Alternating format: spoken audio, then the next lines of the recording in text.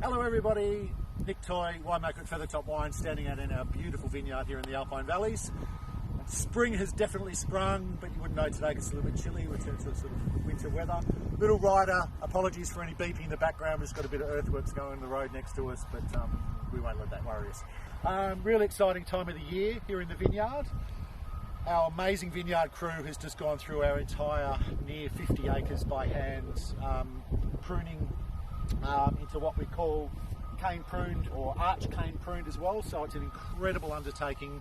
It takes 4 months to get through the whole vineyard doing this by hand. Fruits of their labour is that the vineyard is now fully pruned and looks absolutely magnificent.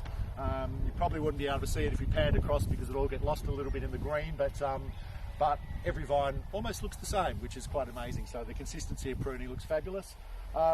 Really exciting time, as I said, because this is the time when we get our bud burst. So the vast majority of our 22 varieties have burst already, which basically means that after the guys have gone through pruning, removing all of last year's wood, except for 2 little canes here, which basically form the framework for the canopy for our upcoming growing season.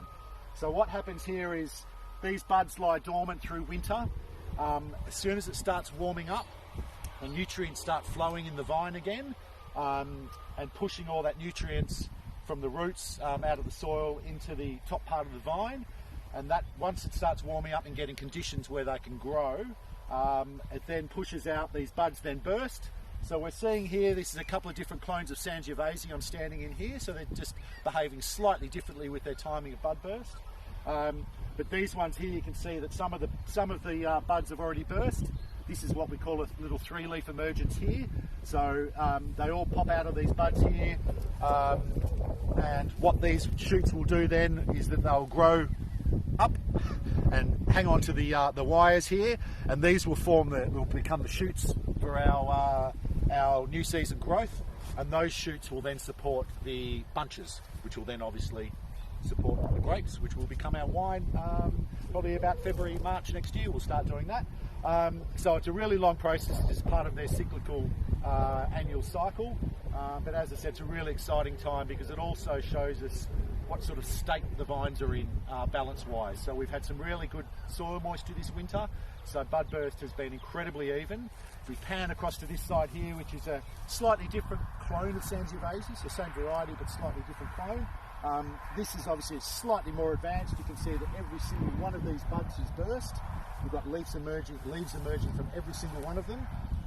These will, within a week, probably be about 8 to 10 centimetres high, and then they'll grow up the full length of the trellis here. And as I said, from there we go into our flowering, which those flowers then turn into our grape bunches, and they develop into the fruit. So as I said, it's a wonderful time. We've had an incredible bud burst already.